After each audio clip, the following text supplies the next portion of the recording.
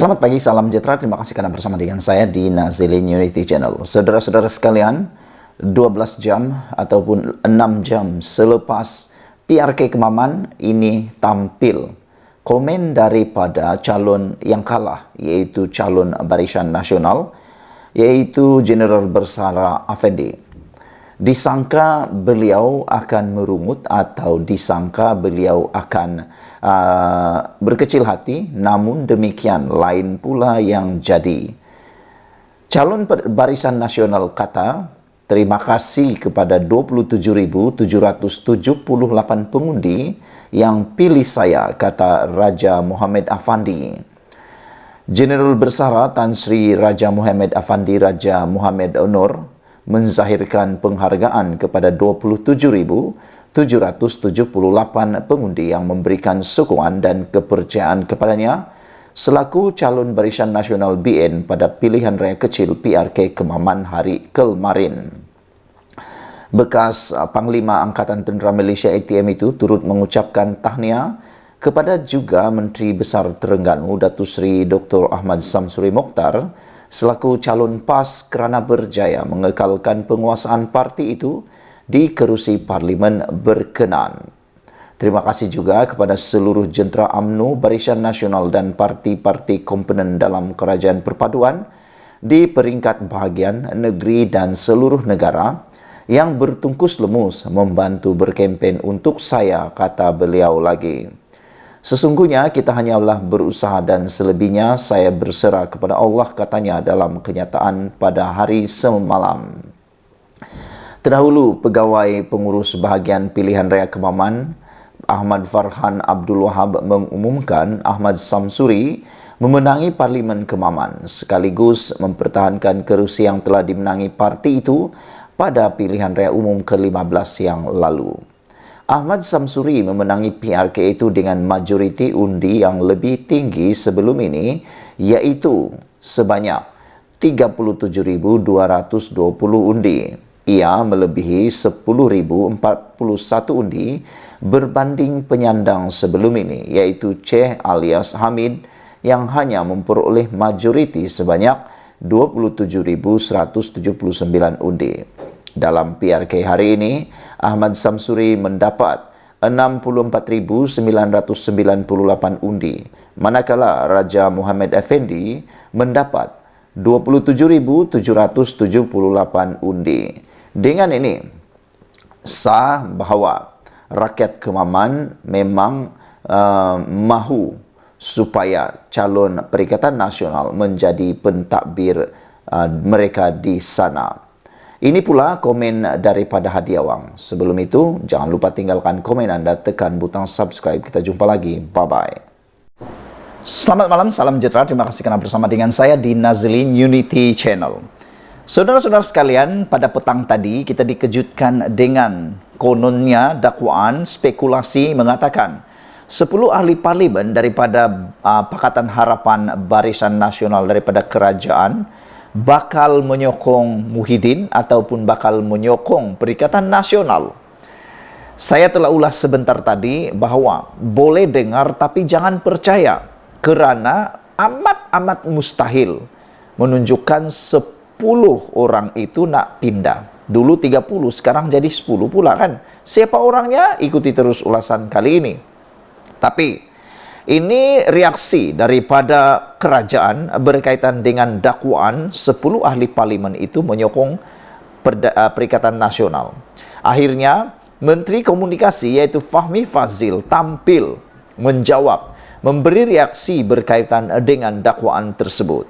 Dakwaan pihak tertentu kononnya lebih ramai ahli parlimen dari kerajaan akan menyokong Perikatan Nasional PN hanyalah spekulasi semata-mata, kata Menteri Komunikasi dan Digital Fahmi Fadzil. Saya sudah memberikan hujah sepanjang tadi pagi. Tapi kali ini secara sepintas lalu, ada 3 perkara yang menyebabkan perkara ini hanya satu spekulasi yang tidak akan bermakna apa-apa. Pertama, UMNO telah pun memberikan denda sebanyak 100 juta ringgit, kata Setiausaha Agungnya, kalau ada yang menyokong Perikatan Nasional. 100 juta ringgit kalau menyokong Perikatan Nasional, kata Setiausaha Agung UMNO. Itu pertama. Kedua, PKR juga telah menetapkan syarat siapa yang berpaling tada. Mungkin kalau saya tak silap dulu Zuraida Kamarudin telah pun kena dengan 10 juta ringgit. Tak tahulah dalam pilihan raya baru-baru ini masih menggunakan cara atau sama atau tidak, tapi saya rasa masih menggunakan kaedah dan undang-undang yang sama, peraturan yang sama. 10 juta ringgit kalau berpaling tada. Selain daripada itu, yang ketiga adalah mustahil bahwa ahli parlimen daripada blok kerajaan untuk menyokong Perikatan Nasional kerana tidak ada apa-apa manfaat atau faedah mereka menyokong selain daripada tebuk atap. Nak tebuk atap itu satu perbuatan yang rakyat Malaysia tak sukai sebenarnya kerana mempengaruhi kestabilan rakyat Malaysia dan negara Malaysia. Jadi pada pendapat saya, ngamlah, setujulah saya bahawa menurut Fahmi Fadzil, ianya hanya spekulasi semata-mata. Beliau yang merupakan jurucakap Kerajaan Perpaduan meminta supaya ahli politik parti pembangkang berhenti mengeluarkan kenyataan yang mengelirukan masyarakat. Beliau berkata kenyataan terbaru oleh seorang ahli politik pembangkang bahawa 10 orang ahli parlimen blok kerajaan bakal beralih sokongan terhadap Perikatan Nasional untuk membentuk kerajaan baru bukanlah perkara yang menghairankan. Kalau kita lihat dari awal sampai sekarang, tiap-tiap bulan ada cerita baru, dan bagi saya ini adalah perkara yang sentiasa akan disebut-sebut, diulang-ulang. Biasalah kita sudah dengar cukup nombor lah, sudah datang mau menghadap, tingkar menghadap lah. Semua itu hanya ulangan dan ulangan dan ulangan dan ulangan dan ulangan. Kata Fahmi Fadzil mungkin daripada pihak pembangkang kerana ada dalam kalangan mereka yang menyebut perkara itu adalah daripada parti berkenan. Dan mereka sekarang dalam keadaan panik, kata beliau lagi. Beliau berkata demikian kepada media ketika ditemui selepas menghadiri program World Quran Convention 2023 di sini hari ini. Sekian dulu untuk kali ini. Jangan lupa tinggalkan komen Anda, tekan butang subscribe. Kita jumpa lagi. Bye-bye. Selamat petang, salam sejahtera. Terima kasih kerana bersama dengan saya di Nazlin Unity Channel. Kita dikejutkan dengan satu tajuk di Malaysia kini apabila Sanusi dikatakan otak masuk air. Apa cerita? Sebelum kita teruskan, tekan butang subscribe untuk membantu mengembangkan channel ini, dan tentunya Anda terkejut apabila Sanusi dikatakan sebagai otaknya sudah masuk air. Kenapa Sanusi sehingga mendapat gelaran otak masuk air? Tapi sebelum saya bacakan laporan di Malaysia kini ini, kita mau ulas sedikit juga tentang pendedahan daripada Wisma Putra berkaitan dakwaan Sanusi. Kononnya ada wujud Little Napoleon di Wisma Putra. Wisma Putra telah pun memberikan penafian dan mendedahkan cerita yang sebenarnya yang paling mengejutkan kita. Pada mulanya saya pun hampir-hampir percaya 100% dan terkejut dengan pendedahan Sanusi. Apabila Sanusi kata dalam mesyuarat bersama dengan Anwar Ibrahim, wujud Little Napoleon dan wujud cubaan untuk cuba melaga-lagakan beliau dengan pentadbiran Anwar Ibrahim. Sehingga beliau tidak disediakan kerusi dalam mesyuarat, katanya. Beliau kata, Sanusi kata, bukan rasa terhina, tapi katanya perbuatan itu tidak baik. Namun, tidak sampai 24 jam, Wisma Putra akhirnya tampil menjawab dakwaan Sanusi itu kerana selepas cuba dipermalukan, cuba dipertikaikan oleh Sanusi, tentulah Wisma Putra wajib menjawab perkara itu, dan jawapan Wisma Putra itu sebenarnya betul-betul membalas, memberi balik paku besi paku keras kepada Sanusi dengan mengatakan Wisma Putra kata sebenarnya bukan tak sediakan kerusi, tapi memang tak disediakan kerana Sanusi tiada dalam senarai jemputan dalam mesyuarat tersebut. Dengan kata lain, kemunculan Sanusi dalam mesyuarat itu tidak dijangka pun dan tidak diketahui pun, tiba-tiba saja mungkin ada, dan memang itu sebabnya tiada kerusi kerana tidak dijemput. Jadi memang sesuailah dia berdirikan, tapi oleh kerana kebaikan hati Anwar Ibrahim, Akhirnya Anwar sendiri yang mengarahkan supaya pegawai Wisma Putra tersebut menyediakan kerusi untuk Sanusi. Lihatlah, walaupun Anwar selalu dimaki hamun, dihentam, dikeroyok, dibelasa oleh Perikatan Nasional, khususnya apabila selalunya Sanusi pun selalu menghentam Anwar Ibrahim dalam kempen-kempennya, apa yang jadi? Anwar Ibrahim tidak berdendam, bahkan dia menyediakan kerusi pula untuk Sanusi. Jadi itulah yang kita kata, yang jahat harus dibalas dengan kebaikan supaya muncullah kebaikan. Apa pula cerita tentang otak masuk air ini? Rupa-rupanya ini yang berlaku. Akibat digelar tokong perut buncit, Tiong membidas Sanusi pula dengan otak masuk air. Pertikaman lidah antara Menteri Pelancongan Tiong King Seng dan Menteri Besar Kedah Sanusi Maknor menjadi semakin hodoh apabila masing-masing mengeluarkan kata-kata lebih ekstrim. Hari ini Tiong pula berkata otak Sanusi masuk air. 2 hari selepas Sanusi mengejek penampilannya seperti tokong berkepala botak dan berperut buncit. Kata Tiong, dia punya otak masuk air ke apa? Tuhan pun kasih sama tuduh, kata beliau. Aduh, ini memang tak elok sangatlah kan. Menggunakan Tuhan di dalam apa-apa perkara itu memang tak elok langsung. Kata Tiong, dia kata saya duduk di bawah pokok pisang. Macam itu tokong Buddha yang berperut besar. Ini melampaulah bagi saya lah. Kalau you atau kamu cerita sebegitu, you sudah menghina satu tokoh lagi, kata Tiong. Sanusi dalam sidang Dewan Undangan Negeri Kedah Rabu lalu menyelar Tiong dengan berkata dalam logat Kedah, oh, rupa-rupanya dalam Dewan Undangan Negeri Kedah Sanusi menyelar Tiong. Ini pada pendapat saya betul-betul tidak senonoh lah. Karena Dewan Undangan Negeri Kedah itu amat mulia, kenapa pula sanggup mengatakan begitu? Dalam sidang itu, dalam logat Kedah, Sanusi menyelar Tiong dengan mengatakan, muka dia kalau saya ajuk jadi macam tokong. Hat kepala botak tu, hat perut buncit tu. Kata Sanusi. Bukankah itu sesuatu yang amat mendukacitakan kita sebagai rakyat Malaysia yang berbilang kaum dan agama?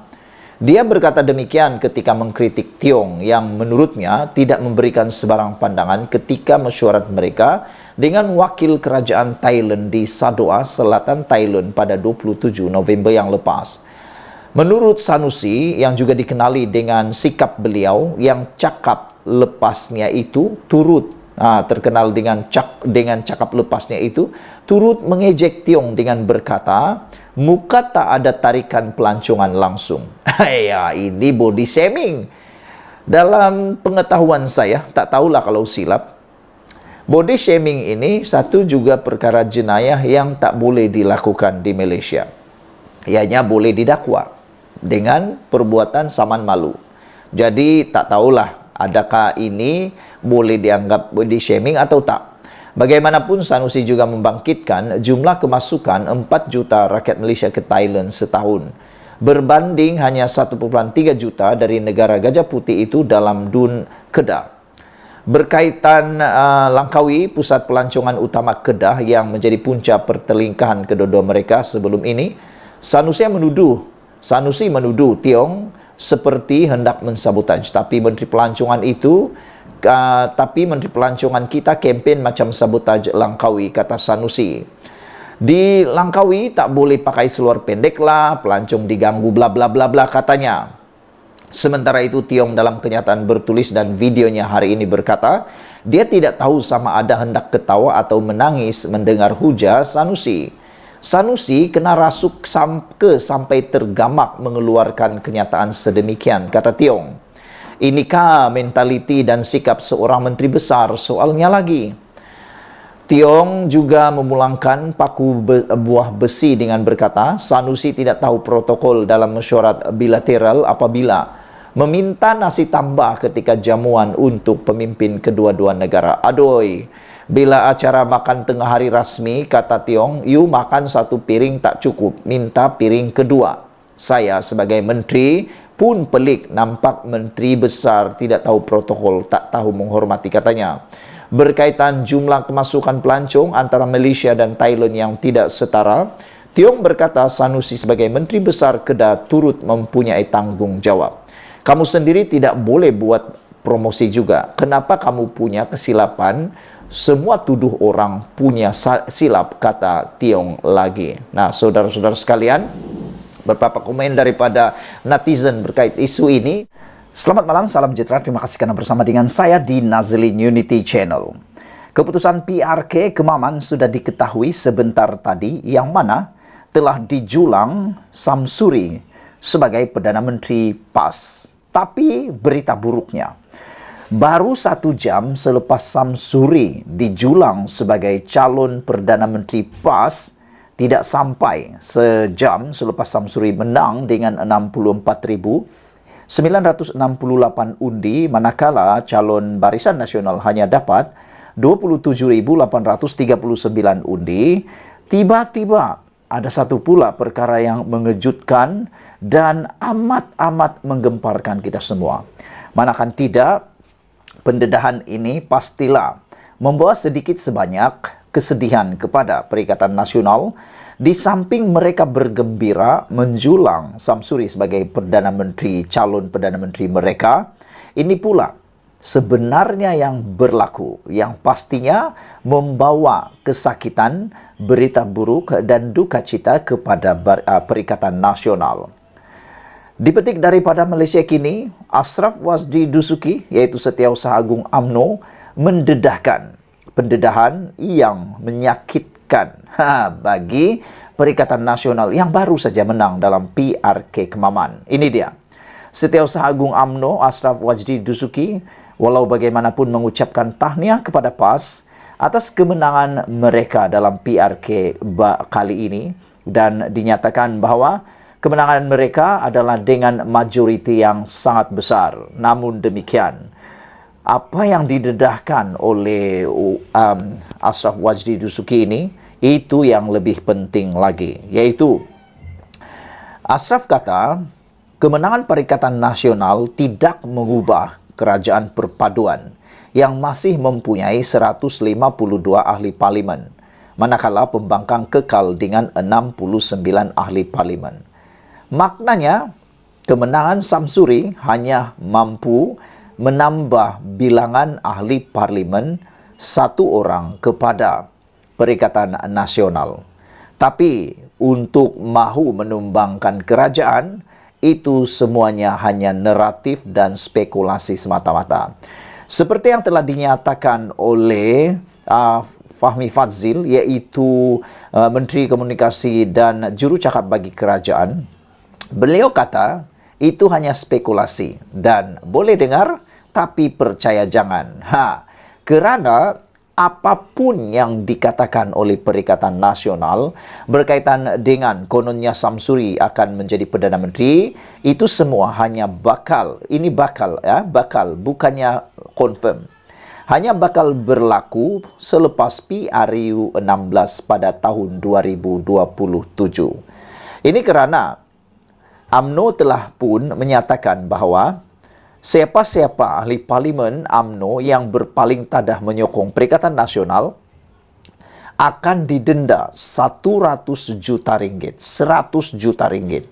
Siapakah ahli parlimen UMNO yang betul-betul sungguh-sungguh berani menggadai risiko dan menggadai maruah sebagai ahli politik, menggadai diri untuk berhadapan risiko didenda 100 juta itu.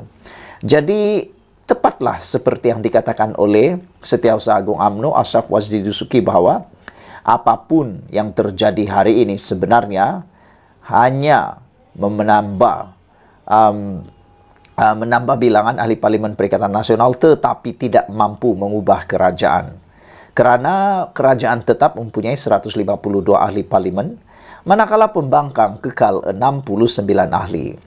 Oleh sebab itulah Ashraf Wazdi Dusuki menasihati pemenang, iaitu Ahmad Samsuri, supaya boleh fokus Sekarang boleh fokus segala usaha membela kebajikan dan memacu kembali ekonomi negara, kata Ashraf Wajdi Dusuki. Buat semua pengundi setia Barisan Nasional, kata beliau, terima kasih kerana masih meyakini perjuangan ini, tulisnya di laman Facebook.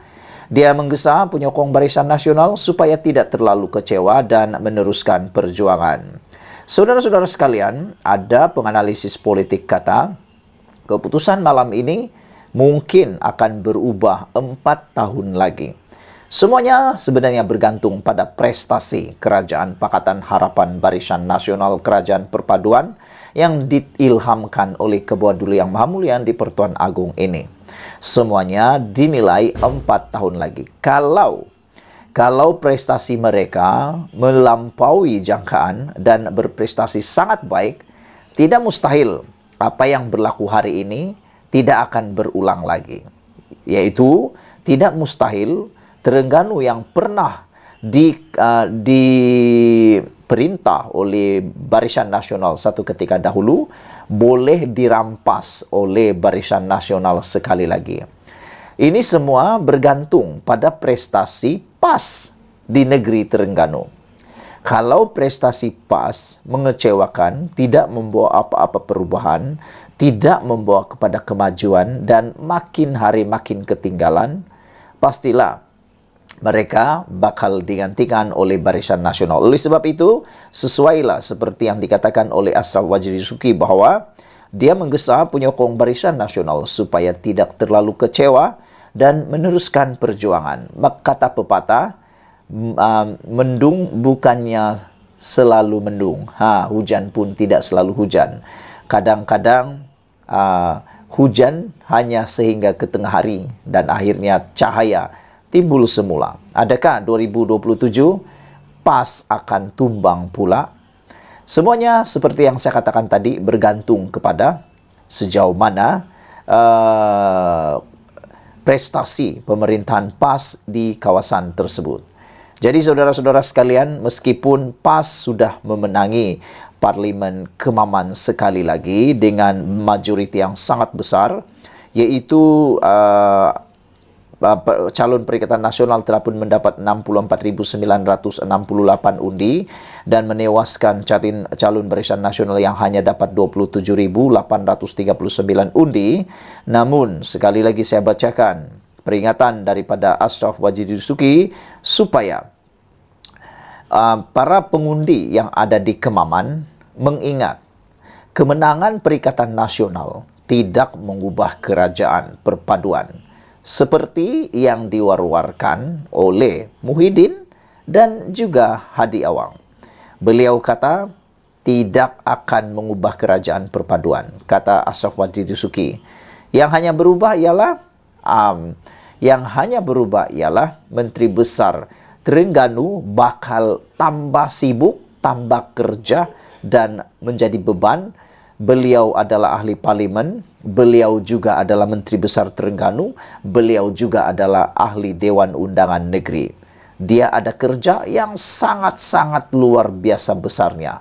Jadi saudara-saudara sekalian, itu sajalah yang berubah, yaitu kesibukan dan tanggung jawabnya. Tapi kalau kerajaan tidak akan berubah. Dengan ahli parlimen kerajaan 152, ahli parlimen pembangkang tetap 69.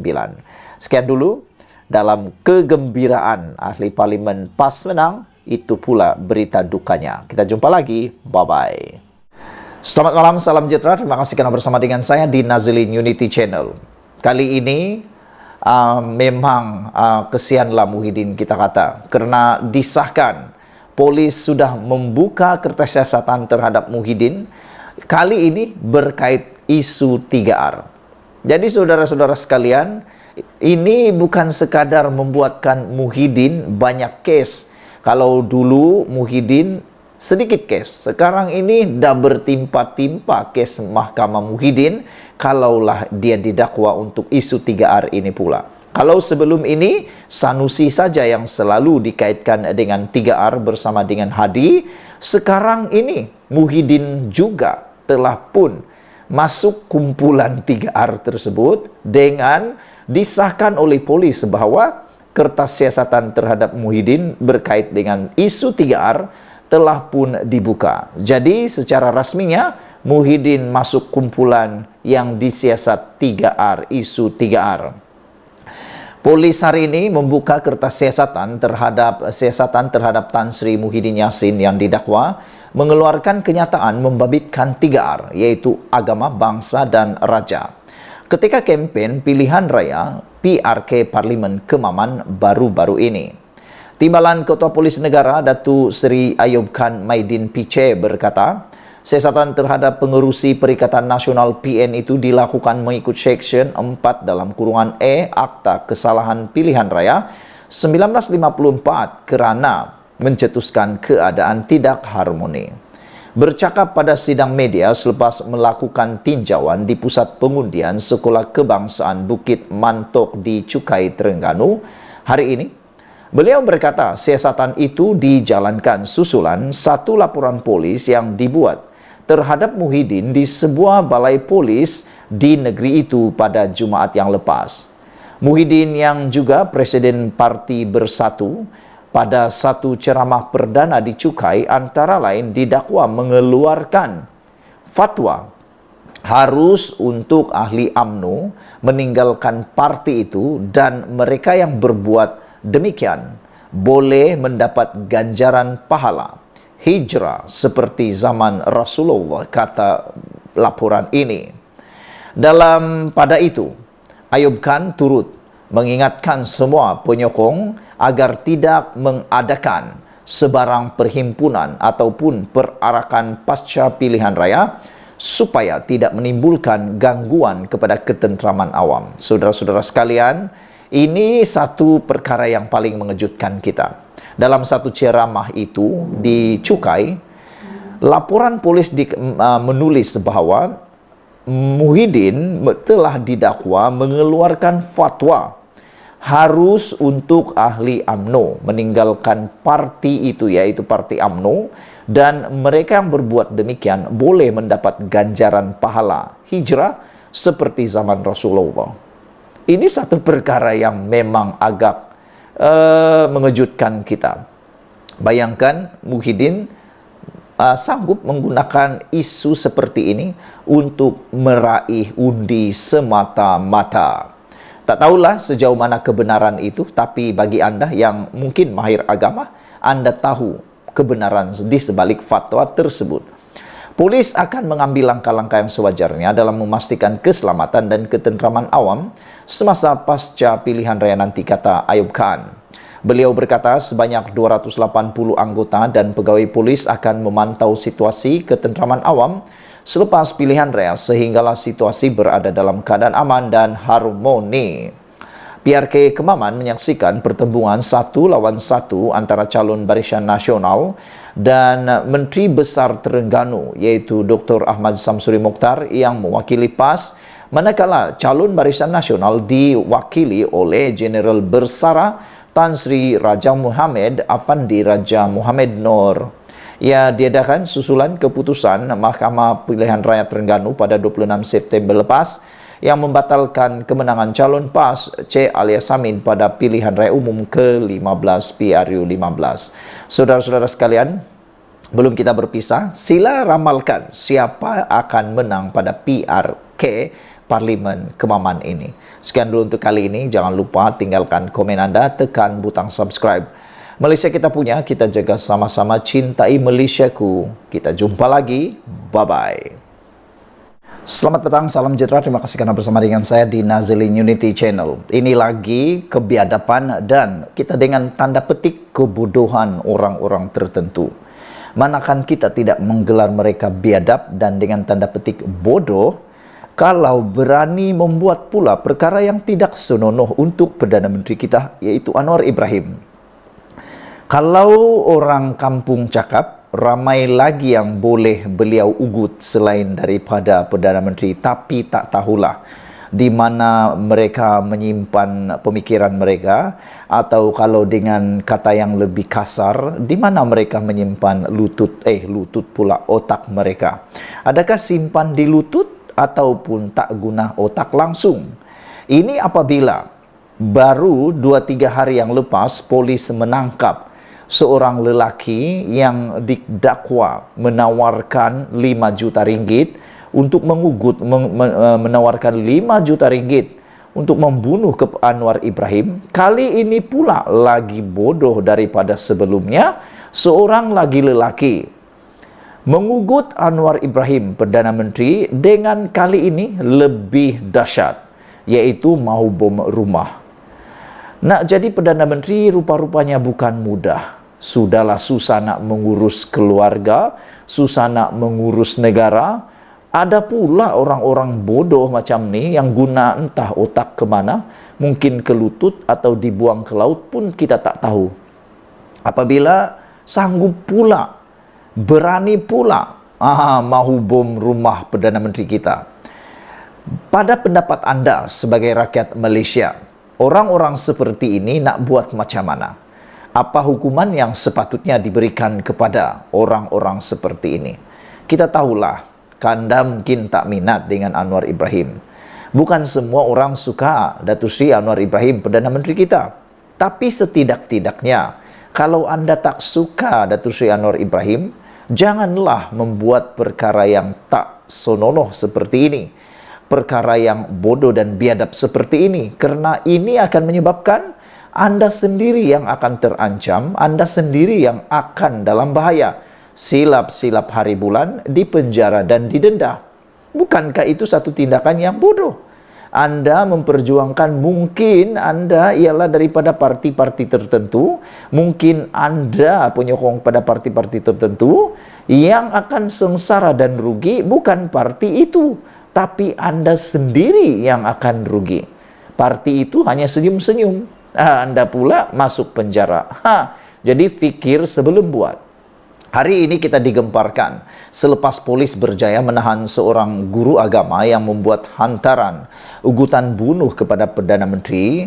Seorang lagi lelaki didakwa memuat naik ugutan terhadap Datuk Seri Anwar Ibrahim. Alamak, ini bahayanya. Kalau menurut laporan di Harapan Daily ini, rupa-rupanya yang mengugut Datuk Seri Anwar Ibrahim baru-baru ini dengan ugutan bunuh ialah guru agama.